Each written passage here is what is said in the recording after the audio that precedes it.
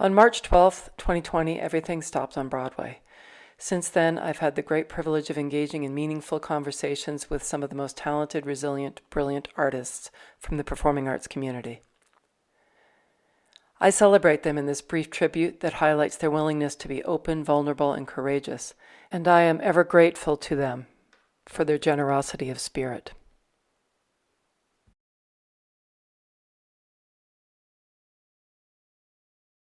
There's only so much we can do. We must always surrender to the moment, and from that place, make a decision, make a choice.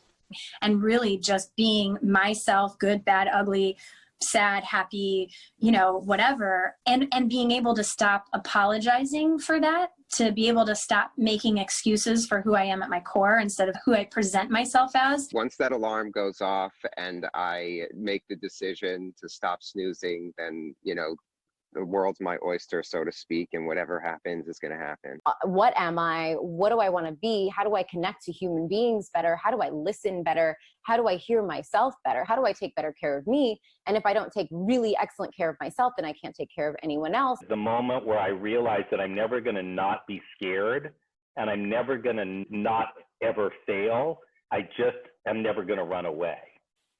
Okay, something new, let's try it. Let's do it.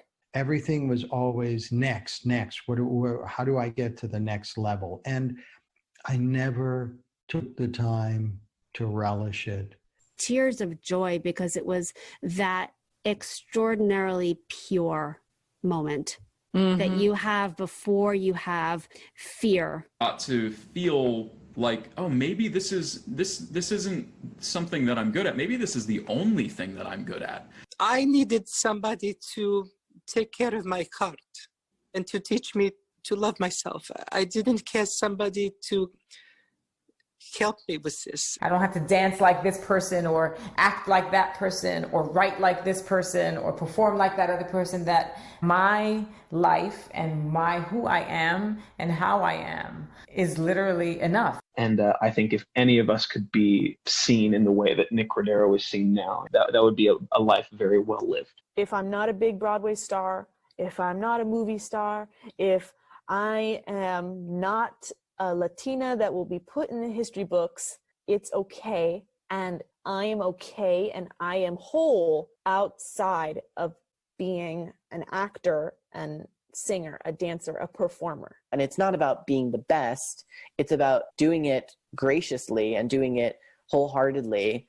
There's a shift that I'm trying to make in my own life of how do I define who I am and then stay true to that person in every aspect so that there is an essence of the truest, most raw form of me in whatever it is that I do.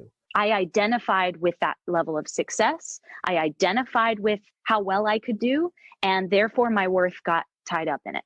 My musical theater is what I do, and Tessa Grady has more than that. I am who I am, whether theater is there or not. The least I can do is, be active and adaptive and ready to engage. For as long as I've been able to know myself, I've never separated myself from my art. If I ever did anything, it was the intention of being a better artist. It was never like for my own self. There's a gift in all of this. Like deeply affecting and teaching 6 children is like almost equivalent to subtly, energetically uplifting like 200,000 people. 5 months in, there's definitely a sense that, okay, I think I did probably need to learn this lesson, as difficult as it was. And I don't think I'll be exactly the same type. Well, I hope I'm not going to be the exact same person coming out of this.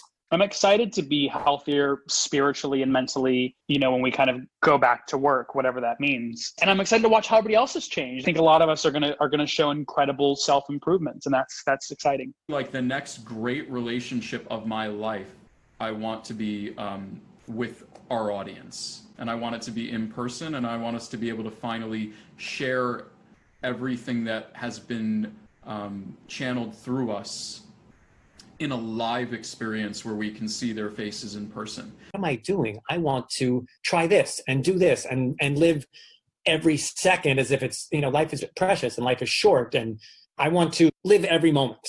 That's what changed me through this. And all of the different paths that you can take to get from one place to the other is boundless. Tomorrow is a new day. And until that stops being the truth, until our world is done and there is no tomorrow, it's going to be okay. We'll figure it out. In music, stop time is that beautiful moment where the band is suspended in rhythmic unison, supporting the soloist to express their individuality. In the moment, I encourage you to take that time and create your own rhythm. Until next time, I'm Lisa Hopkins. Thanks for listening.